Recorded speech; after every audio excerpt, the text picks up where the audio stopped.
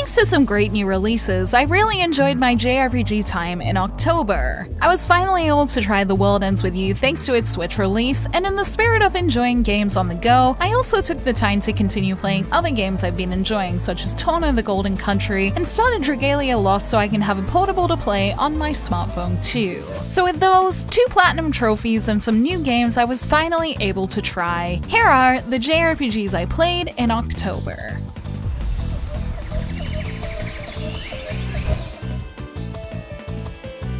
While I was tossing up between 2 games for this month's JRPG of the month, I decided to give it to The World Ends With You Final Remix, as despite spending only a few days binging it compared to the last new releases I played, it really did have an effect on me that made it feel special. I loved watching the protagonist Neku grow as his time in the Reaper's game went on, and I really liked how the overall message of The World Ends With You had an impact on his world and the tone of the game. The whole thing was a treat to play in so many different ways. The visuals made it feel like a colorful comic book, the cool music is still in my head, and I found myself attached to most of the characters, both Reapers and players, as the stories expanded more and more. I loved Final Remix a lot, and since I got it digitally, I ended up also picking up a physical copy of the Japanese DS version as soon as I stumbled upon it, because I wanted to have something I could hold of it and put on display somewhere since I loved it so much. And whether I check out the DS version to see what the Japanese script is like, or go back to the fun touchscreen swiping I enjoyed when playing handheld on Switch, this is no doubt a game I enjoyed enough to want to play again sometime.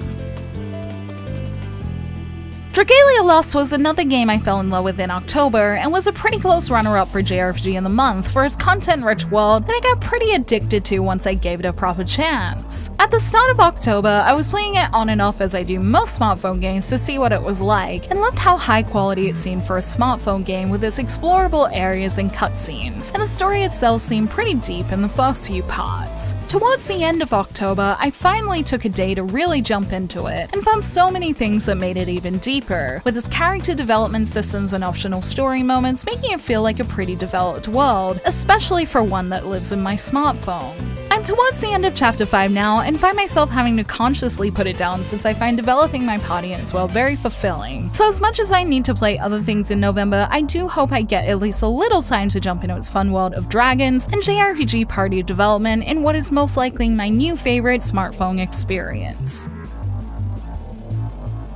I was going to try and put off playing Crystar until it got a localization announcement, but its Japanese version was in my house because my boyfriend and I both wanted to play it, so we bought it. And seeing him play it while I edited videos had me think maybe one chapter wouldn't hurt pretty quickly. So I played that one chapter and was able to confirm that this is still a game I want to play and see get localized. I will have a proper first impressions coming sometime, but running around its colorful dungeons was as smooth as I'd hoped from its gameplay footage, and I liked how much deeper its theme went. Ray's story is the main story, and it's interesting enough in its own right, but after fighting monsters and seeing and reading their last moments in their memoirs, there are some interesting smaller dark stories in Crystar I want to hear more of already, and its lore definitely makes the world feel bigger than just Ray's own problems. I'm going to try not touch it for a while in the hope that there will be a localization announcement, but I'm glad I tried it so I can be excited knowing that this dark fantasy JRPG looks just as good as its trailers make it look so far, and I'm crossing my fingers that we see an announcement sometime in the near future.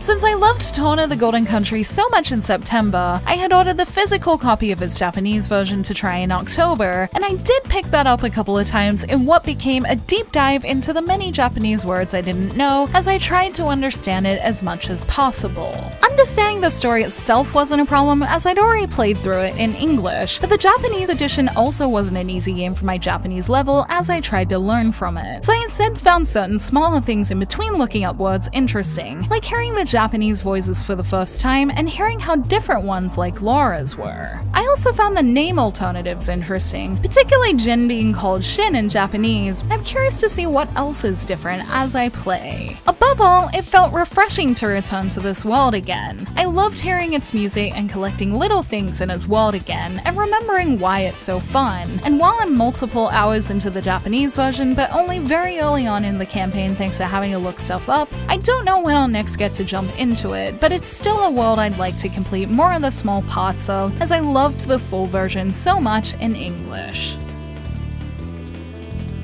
Something I really wanted to do before Persona 3 Dancing in Moonlight and Persona 5 Dancing in Starlight came out in English was platinum my Japanese copies so they could join my other Persona Platinum before I buy them all in English. And since I just wanted to relax on my birthday last month, I figured what better way was there to do that than with Persona rhythm games. I've been playing the games very briefly on and off since I reviewed them months ago, so I mostly just had to tie up loose ends like unlocking all the special modes by using some of the crazier ones and unlocking all the social events by wearing many weird and wonderful combinations of costumes and accessories. Since I love Persona and rhythm games, platinuming these was a lot of fun, and I found a few tricks that made it easier that I hope to share sometime in other videos, and most of all, I enjoyed them both so much that I hope to do it all again when the English versions are finally out.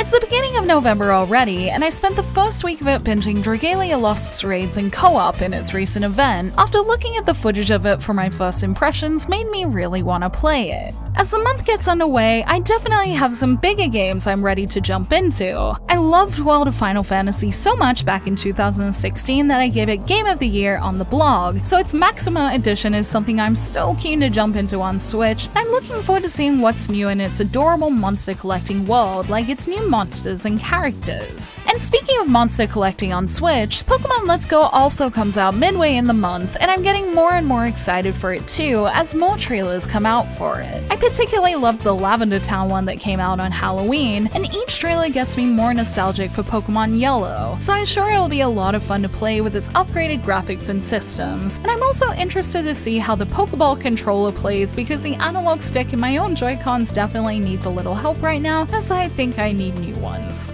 There was one more game I wanted to try in November in the form of Persona Q2, which comes out in Japan towards the end of the month, but I will most likely end up leaving it because with two sizable monster collecting JRPGs out in November, I can't see where I'd have time to play it, especially since it's the Japanese version. But I'll be keeping an eye on what people say about it because it's another game I hope comes west sometime, even though I still haven't finished the first one. So with Pokemon Let's Go and World of Final Fantasy Maxima, November looks like a month full of monster collecting fun, and with these two nostalgic games on Switch, I'm looking forward to reliving two of my favorite portable JRPGs in their updated forms on the go.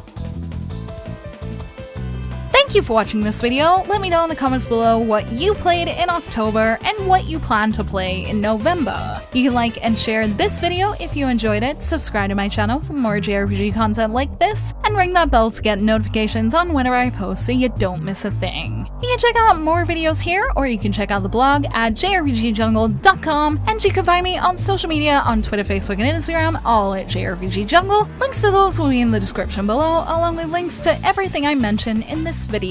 Until next time, thank you, bye!